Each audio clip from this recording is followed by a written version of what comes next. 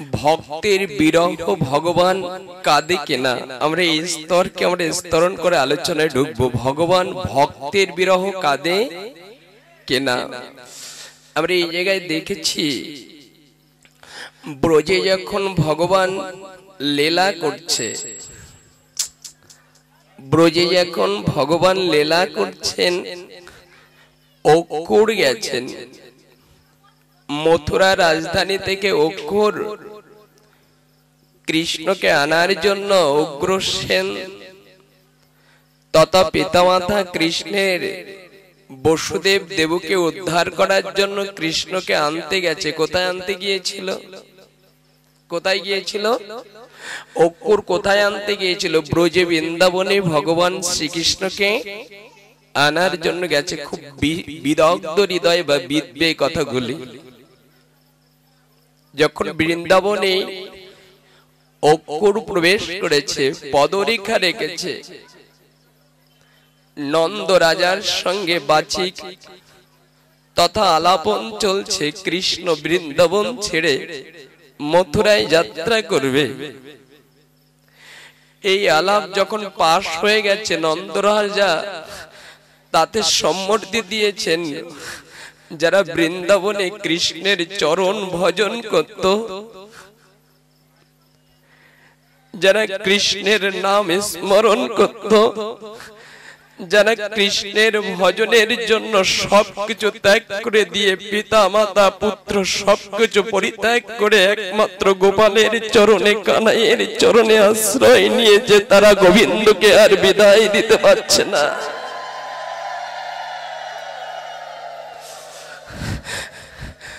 একটু লক্ষ্য করবেন, গোবিন্দ চিরতরে চলে যাবে। অষ্টসখী শিরোমণি কানাইয়েরই শব্দ শুনতে পেল, কৃষ্ণ বৃন্দাবন ছেড়ে চলে যাবে। উত্তর দিয়েছে দশম স্কন্ধে 39 শ্লোকে 13 নম্বর শ্লোকে বলেছেন, রামই কৃষ্ণ পুরিয় তিং অক্কুর ব্রজ গমনায়। যে অক্কুর যখন কৃপা করে প্রবেশ করেছে, পাশ হয়ে গেছে, কৃষ্ণ বৃন্দাবন ছেড়ে যাবে। আর রাধা ঠাকুরানী অষ্টসখীগণ জানিয়েছে, এই কথা শোনা মাত্র যেমন কৃপা করে একটা কোন পশুকে কাটলে, দ্বিখণ্ডিত করে দিলে যার ভিতরে প্রাণ ছটফট করে, আজ কৃষ্ণ চলে যাবে, কৃপা করে ব্রজবাসীদের ওই অবস্থায় ছটফট করছে, তোমায় বিহীন কৃপা করে জগতে আমরা আর থাকতে পারবো না। কৃষ্ণ তুমি বৃন্দাবন ছেড়ে যদি মথুরায় চলে যাও, মাছবিহীন যেমন জল থাকতে পারে না, মানুষের গায়ে অগ্নি দিলে যেমন জ্বলতে থাকে, তোমার বিহনে, তোমার চরণ ভজনে আমরাও ব্রজে আর থাকতে। ভক্তগণ কৃপা করে ব্রজে কাঁদছে। কুরুক্ষেত্রে তো লাল হয়ে গিয়েছিল রক্তে, আর ব্রজে আজ ঢেউ খেলছে। কৃপা করে গোপাল চলে যাবে, কানাই চলে যাবে, কৃপা করে বিরহে খাল তৈরি হয়ে যাচ্ছে, কান্নায় রোল পড়ে যাচ্ছে। গৌর গোবিন্দ কৃপা করে তুমি ব্রজে ছেড়ে চলে যেও না। সকলে সম্মুখে এসে দাঁড়ালো। একটু লক্ষ্য করবেন, কিন্তু কৃষ্ণ নির্বিকারে মৌন অবস্থায় আছে। মা যশোদা এসেছে, সবার চোখে কৃষ্ণ চলে যাওয়ার ছল ছল নয়ন জলে বক্ষ প্লাবিত হয়ে যাচ্ছে। এই সময় এসে না অক্কুর দাঁড়িয়ে, নন্দ রাজা দাঁড়িয়ে, সবাই কন্দন করছে। আচ্ছা, এই কন্দনটা কি আমাদের না? আমরা কি গোবিন্দকে হারাইনি? একবার চিন্তা করুন তো, কথাগুলি একটু স্থির চিত্তে নিন। আমরা কি গৌরকে হারাইনি? আমরা কি গোবিন্দকে হারাই বসে নেই? ব্রজে ছেড়ে যেমন কৃষ্ণ চলে যাওয়ার জন্য অষ্টসখীগণ, মা যশোদা আর সকলে কাঁদছে, কৃষ্ণ তুমি চলে যাবে। আমাদের মনে হয় আমরা অষ্টম গর্ভে ভগবানকে দেখে আমরাও পৃথিবীতে এসে কৃপা করে গোবিন্দকে ভুলে গেছি। আমরাও কেমন করে তোমার এই চরণ পাবো?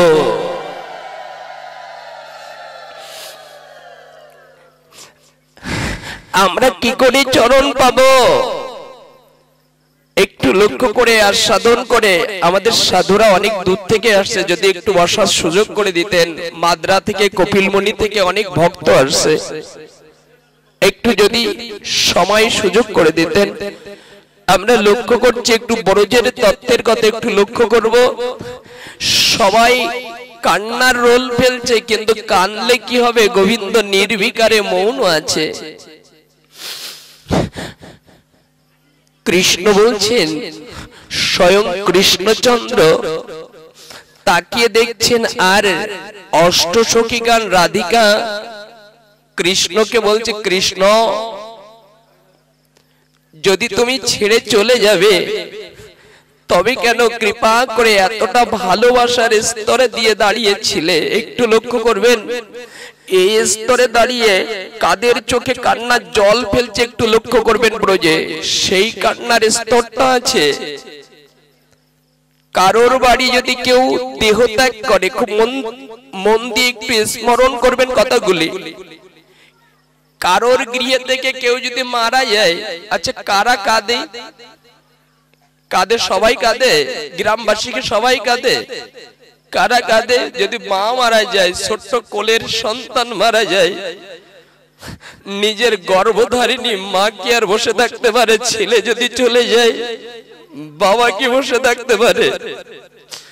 নিজের ভাই কি বসে থাকতে পারে? বোন কি বসে থাকতে পারে যদি কোলের কোনো পুত্র মারা যায়? তাদের চোখে জল এসে গেছে। যারা কৃষ্ণকে ভালোবাসে, কৃপা করে মন প্রাণ দিয়ে ভালোবাসে, তাদের চোখে প্রত্যেকের চাকি জলে ভেসে যাচ্ছে, গো কৃপা করে তুমি চলে যেও না। আপনজন চলে গেলে যেমন ব্যতীত হয়ে যায়, ব্রজের কৃষ্ণ হারা হয়ে সকলে কাঁদছে। কৃষ্ণের দিকে নয়ন কমলে তাকিয়ে অষ্টসখী শিরোমণি রাধারানী বলছে, আমি কাঁদছি না, শুধু তাকিয়ে দেখো। অদূরে গোষ্ঠে যেতে যাদের সঙ্গে নিয়ে গাভীরা তৃণ গুল্ম বদনে নিয়ে, তারাও বলছে, গোবিন্দ চোখের জল ফেলছে, তুমি চলে গেলে আজ থেকে আর ব্রজে যেতে পারবো না, তুমি ব্রজ ছাড়া চলে যেও না। আমরা গোবিন্দের সেবা করি, যদি এই বিরহটা আমাদের না আসে, আমরাও গোবিন্দের চরণ পাবো না। এই বিরহটা আমাদের দরকার। গোপাল সেবা করেন, কৃষ্ণের চরণে প্রাণাতীত করে সেবা করেন, কিন্তু একটা স্তর হলো, যেদিন রাধিকার মতো রাধার বিরহ যদি আমাদের ভিতরে আনতে পারেন, তখন কৃপা করে নাহাং তিষ্ঠামি বৈকুণ্ঠে যোগিনাম হৃদয়ের নচ মদ ভক্ত গায়ন্তি অত্র তিষ্ঠামি নারদ। ভগবান জন বলছে, রাধিকার মতো, যশোদার মতো এই বিরহ যদি তোমার ভিতরে থাকে, আমি বৈকুণ্ঠে থেকে, যোগীগণের হৃদয় থেকে কৃপা করে ভক্তের মাঝে এসে দাঁড়াবো, যদি কৃপা করে এই বিরহ যদি থেকে যায়। একটু সম্মিশ্রণ করে যেন ওই স্তরগুলোকে স্তরণ করে দিচ্ছে। দেখুন কত প্রেমময় আবৃত্তি করে দিয়েছেন। সেই জায়গা হলো, এরপরে দূরে তাকিয়ে বললেন, মা যশোদা বলছে, আমি শুধু কাঁদছি না, তাকিয়ে দেখো, যে গুল্ম লতাগুলো, বৃক্ষগুলো উচ্চপানে চেয়ে থাকতো, কিন্তু আজ তোমার চলে যাওয়াতে কৃপা করে তারাও আজ নিম্নমুখে দিয়ে বৃন্দাবনের ধূলিকণার চেয়ে আছে। নয়ন জলে কৃপা করে তুমি চলে যেও না। আমরা সবাই কাঁদছি না, মানুষ হয়ে কাঁদছি না, কৃপা করে পশু গুল্ম লতাগণ কাঁদছে তোমার বিরহে। এই কান্নার স্তর দিয়ে না, কৃষ্ণ যখন অক্কুরের রথে তুলে দিলেন, নন্দ রাজা সহ অক্কুরকে রথে বসিয়ে দিলেন, আর রাধারানীর সর্ব, আমি ছোট্ট করে বলছি, এখানে অনেক বৃহৎ তত্ত্ব দিয়েছে। রাধা ঠাকুরানী রথের সম্মুখে গিয়ে সম্মুখে গিয়ে দণ্ডবত হয়ে অবস্থান করছেন। কৃষ্ণ শুনেছি যাত্রা পথে যদি সব দর্শন করে কেউ চলে যায় তাহলে নাকি তার কল্যাণ হয়।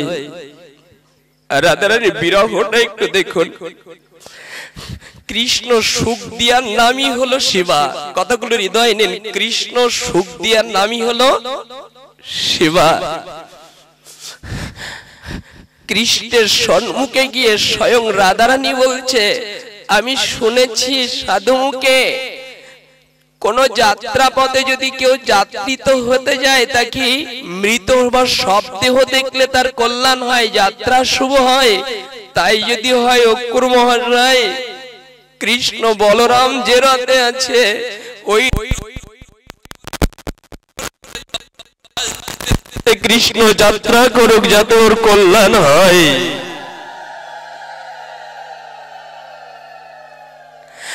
ভাবতে পারেন কথাগুলি কোন রাজ্য দিচ্ছে। আর রাধার বিরহ অঙ্কন করে কৃষ্ণ নেমে এসে না রাধার পরিত্যক্ত করতে পারছেন না, তাই রাধাকে বুকে জড়িয়ে নিয়ে বলেছিল আজ যাব আর, কি বলেছিল, আজ যাব আর কাল আসবো। আমার মনে হয় আমাদের গোপাল আধ্যাত্মিক তত্ত্বের সঙ্গে সম্মিশ্রণ করে দিয়েছে। দেখুন এই জায়গায় ভক্ত কাঁদছে গোবিন্দকে পাওয়ার জন্য, কিন্তু ভগবান কি কাঁদে না ভক্তের জন্য? একটু লক্ষ্য করবেন যারা ভক্ত এই বিরহ তত্ত্ব শুনছেন। চৈতন্য চরিতামৃতে বলেছেন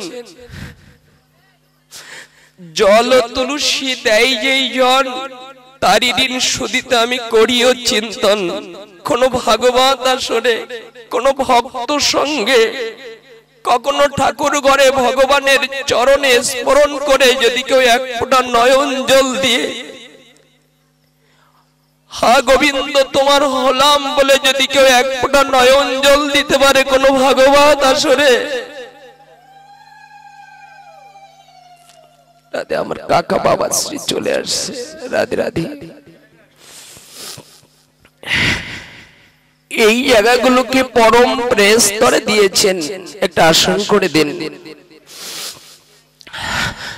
এই জায়গায় দাঁড়িয়ে না স্তরণ করে পরম স্তরকে স্তরণ করে দিয়েছে আমাদের বিরহ তত্ত্বে। এই বিরহ তত্ত্বের জায়গায় দাঁড়িয়ে ভগবানকে পাওয়ার জন্য ভক্ত যেমন বেকুল হয়, ভগবানকে পাওয়ার জন্য সর্বস্ব দিয়ে ভক্ত যেমন ভগবানের চরণে সাধন করে, আমার গোবিন্দ ভক্তের জন্য কেমন চোখের জল ফলে আমরা সেটাই দর্শন করছি সেই দশম স্কন্ধে, অন্য কারো জীবনী নয়। এই জীবনীটা হলো সুদামার জীবনী। একটু লক্ষ্য করেন, ভক্ত কাচ্ছে ব্রজে ভগবানকে হারিয়ে, আর দ্বারকায় ভগবান কাচ্ছে ভক্তের বিরহ দেখে। একটু লক্ষ্য করবেন, আপনারা যারা গোবিন্দকে গৃহ অঙ্গনে সেবা করেন, যারা হস্ত দ্বারা নয়ন জল পেলে সেবা করেন, এটাই বলছিলাম চৈতন্য চরিতামৃতের কথা। কৃষ্ণ কৃষ্ণের চরণে জল তুলসী দেয় যেই জন তারি ঋণ শুধিতে আমি করিও চিন্তন। কোন ভাগবত আসরে এসে সাধুর পরশে যদি কেউ এক ফোঁটা নয়ন জল ফেলতে পারে, গোবিন্দ বলেছেন আমি তার কাছে ঋণী হয়ে যাই চিরতরে, তার ঋণ কিভাবে শোধ করব। ভগবান স্তর দেখাচ্ছে, কিন্তু এই স্তরটা হলো, আমরা তো অনেক ভগবতে পাঠে গেলাম, অনেক কথা শুনলাম, কিন্তু কই ঝাড়িখণ্ডের মতো পাথর তো গলে গিয়েছিল গোবিন্দের কথা শুনে, গোবিন্দের চরণ পেয়ে। কই আমাদের চোখ তো গোবিন্দ কথায় এক ফোঁটা অশ্রু বিসর্জন দিতে পারলো না কেন?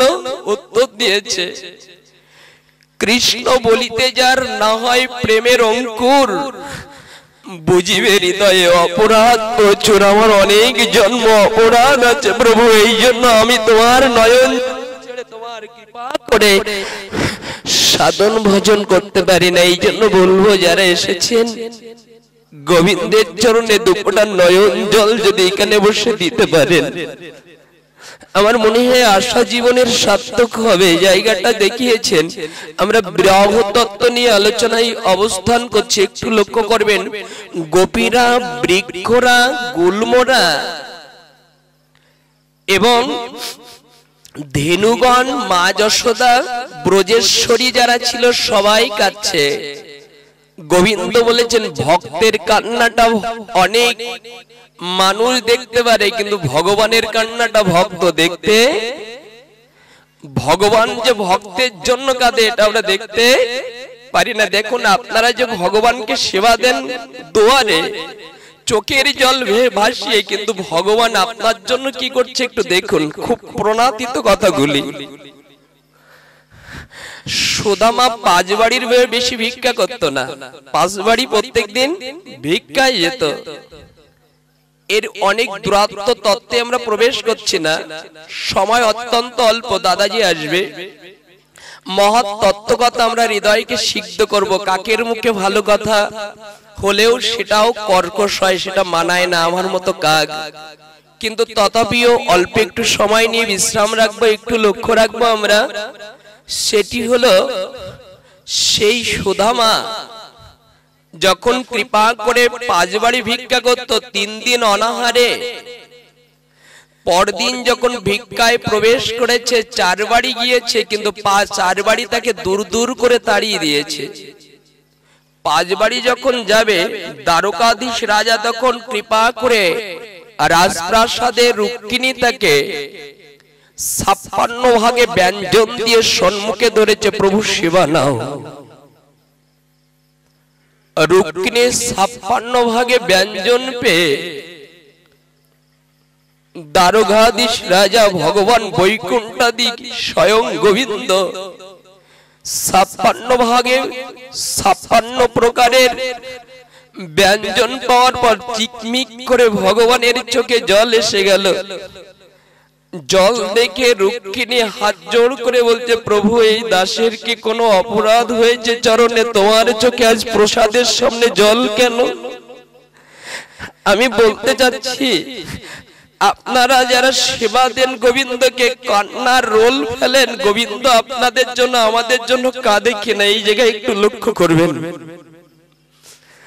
যখন চিকমিক করে গোবিন্দের চরণে আঁখিতে জল ঝরে পড়ছে, রুক্মিণী জিজ্ঞাসা করছে, প্রভু আমার অপরাধ হয়েছে কোনো? গোবিন্দ জল ফেলে গদগদ কণ্ঠে রুক্মিণীকে বলছে, রুক্মিণী তোমার কোনো অপরাধ হয়নি,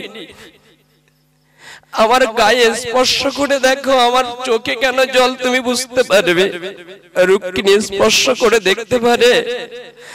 বাল্যকালে সন্দীপনী মুনির আশ্রমে নন্দীগ্রামে যে বন্ধুর সঙ্গে সম্পর্ক হয়েছিল, সেই প্রাণের বন্ধু দুয়ারে দুয়ারে বসে কীর্তন করে নাম, বন্ধুর নাম করছে, কিন্তু 4 বাড়ি গিয়েছে, কোনো ভিক্ষা দেয়নি। 5 বাড়ি যাবে, ওই 5 বাড়ি গেলেও তাকে ভিক্ষা বন্ধ করে দেবে।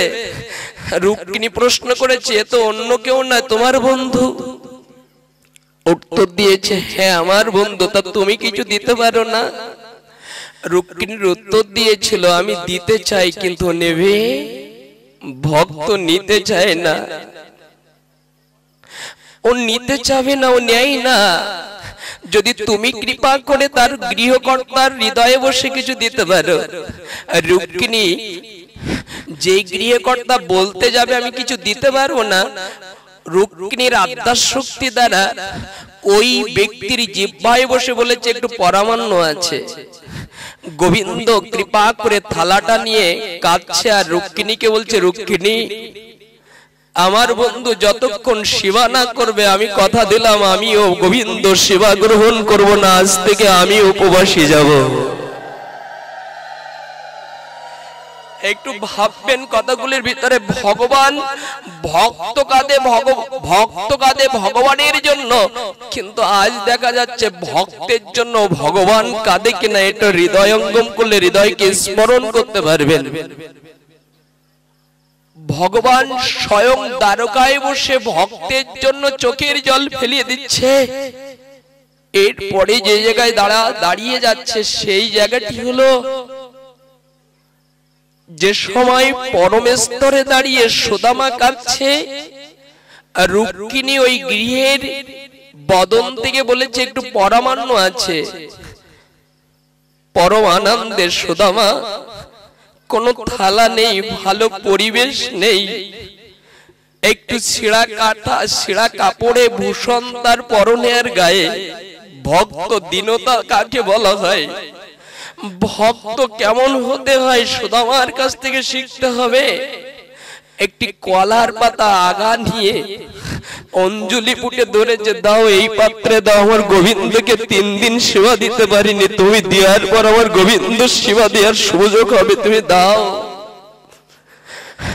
দুয়ারে যখন ভিক্ষা কাঙালের মতো দাঁড়িয়েছে, গৃহকর্তা বদন থেকে একটু পরমান্নটা বেশি দিয়ে দিয়েছে। বেশি দেওয়ার পর না, পরমানন্দে বাড়ি পুত্রগণ আছে, স্ত্রী আছে, গোবিন্দকে নিবেদন করার পর তার দেবে, পরম আনন্দ হচ্ছে তার। কিন্তু গোবিন্দের ওই গুণকীর্তন করতে করতে গৃহে পর্যন্ত আস্তে আস্তে মধ্যেখানে কৃপা করে গর্তে পা দিয়ে সুদামা পড়েও গেছে, আর কৃপা করে ওই পরমান্নটা ছিটকে গিয়ে অনেক দূরে পড়েছে। 3 দিন অনাহারে। একটু লক্ষ্য করবেন, আপনি আর আমি যদি ক্ষুধার্ত, ব্যবসায় লস হয় না, একদিন খেতে না পারি, তখন গোবিন্দের প্রতি রুচি বা প্রেম কমে যায়। কিন্তু এখানেই দাঁড়িয়ে সুদামা কি বলছে শ্রবণ করুন। পড়ে যাওয়ার পর পরমান্নটা দূরে চলে গেছে, কিন্তু সঙ্গে সঙ্গে কোনো একটা কুকুর এসে ওটাই পাওয়া শুরু করেছে। আর যখন পাওয়া শুরু করেছে, গোবিন্দের দিকে হাত জোড় করে সুদামা বলছে, গোবিন্দ, এই না হলে তুই কি আমার বন্ধু? কেন জানিস, আমি 3 দিন ক্ষুধার্ত থাকতে পারি, কিন্তু কুকুরটা হয়তো 5 দিন ক্ষুধার্ত, এই জন্য ওই খাদ্যটা কৃপা করে কুকুরকে দিয়ে তুই আনন্দ দিয়েছি। আমি পরম আনন্দ পেয়েছি যে এই খাদ্যটা তুই তাকে দিয়েছিস। কোন ভক্তের জন্য ভগবান কাঁদে, একটু হৃদয়ঙ্গম করবেন। কার জন্য ভগবান কাঁদছে একটু লক্ষ্য করবেন। ভগবান চোখের জল ফেলে দিচ্ছে, দ্বারকাধীশ রাজা স্বয়ং কৃষ্ণচন্দ্র, আমি ভক্তের জন্য কাঁদি। ওখানে বসে স্মরণ করছে, ভক্ত যতক্ষণ না পাবে আমি ততক্ষণ পাবো না। এর পরে কি ঘটেছে জানেন? এগুলো আপনাদের জানা, তবুও প্রবেশ করছি যে ভক্তর জন্য ভগবান কাঁদে কিনা। ভক্তের জন্য ভগবান সেই পরম করুণাময়ী সেবা করে কিনা। এর পরে যা ঘটেছিল, সেই ভিক্ষার পরে বন্ধুর সঙ্গে দেখা করতে গিয়েছিল, আপনারা জানেন। এরপরে চিড়ের নাড়ুটাই নিয়ে গিয়েছিল ভগবান কৃষ্ণচন্দ্র, তার চরণ ধৌত করেছিল। আপনি আমি তো ছোট হতে চাই না। স্বয়ং কৃষ্ণচন্দ্র যখন সুদামা দ্বারকায় প্রবেশ করেছে, রুক্মিণীকে বলছে, রুক্মিণী, বহুদিন পর বন্ধু দুয়ারে আসছে, কৃপা করে তার চরণ দুটি ধৌত করতে হবে, একটু জল নিয়ে এসো, যাতে কৃপা করে ওই পরম ভক্তের চরণটা স্মরণ করে যদি ধৌত করতে পারি, জীবনকে সার্থক করা যাবে। স্বয়ং কৃষ্ণ স্মরণ করছে। আমরা এই জায়গায় দৃষ্টান্ত নয়, আমরা এতক্ষণ ছিলাম ভক্তের জন্য ভগবান কাঁদে কিনা। দ্বিতীয় স্তরে প্রবেশ করছি বিরহ তত্ত্বে নিয়ে, সেটা হলো ভক্তের জন্য রাধারানীকে যারা স্মরণ করেন, সেবা করেন, সেই রাধারানীকে ভক্তের জন্য সেবা করে। একটু লক্ষ্য করবেন, কতগুলো খুব নির্মল করে আমাদের হৃদয় স্কন্ধ দিয়েছে। এই কথাগুলোর যতবার ঢুকেছি ততবার আমি নিজেকে ধরে রাখতে পারিনি। সেই জায়গা হলো, এতক্ষণ ছিলাম ব্রজ তত্ত্বে, এখনো ব্রজে যাব, কিন্তু এতক্ষণ ছিলাম দাপার যুগে। এবার একটু কলিযুগের মধ্যে প্রবেশ করব। কলিযুগে সেই পরম স্তরে দাঁড়িয়ে অন্য কেউ না, গোবর্ধন দাসের পুত্র রঘুনাথ। একটু লক্ষ্য করবেন, এই রঘুনাথ রাজপুত্র, যিনি রাজভূষণ পড়েন, রাজখাদ্য গ্রহণ করেন, যিনি রাজসম্মান প্রবেশ করেন, কিন্তু সেই গোবিন্দ সঙ্গ করে, হরিদাসের সঙ্গ করে তারা রাজভোগ ভালো লাগলো না, আর রাজপুত্র পদ ভালো লাগলো না। যেদিন গৌরের বদন দেখলো, যেদিন গৌরের নাম শুনলো, সেদিন কৃপা করে সব ছেড়ে পুরীতে প্রবেশ করলো। গোবিন্দ, কৃপা করে তোমার চরণে আমাকে আশ্রয় দাও। এই জায়গায় দাঁড়িয়ে না, পরম স্তরে দাঁড়িয়ে পরম স্মরণ করে দিয়েছেন। রঘুনাথ যাচ্ছে, রঘুনাথ প্রবেশ করলে কিছুদিন পর চৈতন্য মহাপ্রভু একটি ব্রজের গিরিরাজ শিলা দিয়ে আর কৃপা করে একটি গজমালা তার হস্তে দিয়ে তিনি অন্তর্ধান হয়ে গেলেন গৌর মহাপ্রভু। আর কৃপা করে অন্তর্ধান হওয়ার পরে রঘুনাথ গৌর চলে যাওয়ার বিরহে, আজ বিরহ তত্ত্বের ভিতরে কত প্রেম দিয়েছে একটু লক্ষ্য করবো আমরা। যে সময় প্রবেশ করেছে রঘুনাথ যখন প্রবেশ করেছে সেগুলো নিয়ে গৌর চলে গেছে। আজ কলিযুগে যিনি নাম প্রচার করে জগতে ঘরে ঘরে নাম প্রণয়ন করে দিয়েছেন, যিনি না আসলে আমরা একত্রিত বসতে পারতাম না, যিনি না আসলে আজ বৈষ্ণব ধর্মের অস্তিত্ব থাকতো না, তিনি কৃপা করে শেষ বিদায় নিলে রঘুনাথ আর নিজেকে ধরে রাখতে পারিনি, আমি আর জীবন রাখবো না, গৌরের প্রভাব যদি গৌর চলে যায়। সনাতন গোস্বামী একটু লক্ষ্য করবেন একবার সনাতন গোস্বামী যখন নদীর পুলিনে গিয়ে রঘুনাথ প্রাণ বিসর্জন দিতে যাবে, সনাতন গোস্বামী গিয়ে ধরেছে, রঘুনাথ তুমি কৃষ্ণ বিরহে কি একা কাতর, আমরা কি গৌর বিরহে কাতর নয়? আমরা সবাই গৌর বিরহ কাঁদে, আমরা যদি সবাই আত্মবিসর্জন দেই তাহলে জগৎকে নাম প্রচার করবে কে? তুমি শোনো, রঘুনাথকে বোঝাচ্ছে সনাতন কি বলে, দেখুন রঘুনাথ তুমি চলে যেও না, চিরবিদায় নিয়ে মৃত্যুবরণ করলে তো দুঃখ শেষ হতে পারে, কিন্তু আমরা দুঃখে মারা যাব। সেই দুঃখটা হলো কৃষ্ণ কথা বলতে বলতে, কৃষ্ণ নাম করতে করতে, ভক্তের পদধূলি নিতে ব্যথা নিতে নিতে চিরবিদায় নেব, আমরা এভাবে আত্মবিসর্জন করব না। সনাতন তাকে অনেকভাবে বুঝিয়ে একটা কাজ দিয়েছিলেন, সেই কি কাজ শুনবেন। রঘুনাথকে বুঝিয়ে কাজ দিলেন, রঘুনাথ তুমি এই ব্রজে গৌরের সঙ্গে যা থেকে যেটুকু লীলা তোমার স্মরণ হয় এই ভাগবত তত্ত্ব দিয়ে তুমি বলবে, আর আমরা সবাই শুনবো, নিত্য তোমার কাছে সেই কথাগুলি আমরা স্মরণ করব, তুমি চলে যেও। এরপরে আস্তে আস্তে আমি জানাতে চাচ্ছি, রাধারানীকে যারা সেবা করেন, আর রাধারানী আপনার আর আমার সেবা করে কিনা, এই তত্ত্বটা দিয়ে পাঠ বিশ্রামের মধ্যে দাদা এসে যেতে পারে। আমরা লক্ষ্য করছি সেই স্তর হলো এই রঘুনাথ যখন ওই পাঠ করতে করতে গৌরের কথা মনে হতো, যখন কৃপা করে নিত্যানন্দের কথা মনে হতো, তখন সনাতনকে জড়িয়ে ধরতেন, রূপকে জড়িয়ে ধরতেন, জড়িয়ে ধরে বলতেন, কৃপা করে প্রাণ বধুয়া পরম প্রাণনাথ আমাদের ছেড়ে চলে গেল, তোমাদের ভিতর থেকে সে চলে যেতে পারিনি। এরপরে সনাতন যে স্তরে প্রবেশ করেছিল, সনাতন বললেন, রঘুনাথ এই তটে, যমুনা নদীর তটে আর ব্রজে তোমার নয়, আড়িত গ্রাম যেখানে আছে এখনো খনন হয়নি, এই স্তরে গিয়ে ভজন করো। আমরা জানাতে চাচ্ছি, আবার বলছি যে আমরা রাধারানীকে সেবা করি, কিন্তু দেখেছি আজ রাধারানী ভক্তের সেবার জন্য বেকুল। একটু দেখুন সেই তত্ত্বটা। আর রাধা কুণ্ড বা শ্যামকুণ্ডে তখন অতটা ভালো হয়নি, আর রাধাকুণ্ড শ্যামকুণ্ড ব্রজে অতটা প্রণয় করে বৃন্দাবন নামে এখনো খ্যাত হয়নি, এখনো আড়িত গ্রাম আছে, এখনো কুণ্ড সংস্কার হয়নি। ওই মধ্যে গিয়ে রঘুনাথ ভজন করছে। কতটা ভজন করে শুনবেন, কথাটা শুনলে আশ্চর্যজনিত হয়ে যাব আমরা। রঘুনাথ ভজন করে 7.5 প্রহার ভজন করে। কয় প্রহার? 7.5 প্রহার। তার মানে 24 ঘন্টার মধ্যে 22 ঘন্টা ভগবানের নাম নিয়ে কাঁদে, আর ওই রাধা কুণ্ডে রাধার তত্ত্বে বসে যায়। আর 2 ঘন্টার সময়, জয় রাধি, এই 2 ঘন্টার সময় কৃপা করে নিজেরকে জীবন রচনা করার জন্য একটু মাথা তিনি আস্বাদন করে। এই করতে করতে জীবনকে যখন রচনা করছে, ওই স্তরে দাঁড়িয়ে রঘুনাথ ভজন করছে, অত্যন্ত চৈত্রের ঘর্মিত জায়গায় দাঁড়িয়ে অত্যন্ত ক্লান্ত হয়ে যাচ্ছে। রাধা কুণ্ডে রাধারানী বুঝতে পারলেন ভক্ত অনেক কষ্ট পাচ্ছে।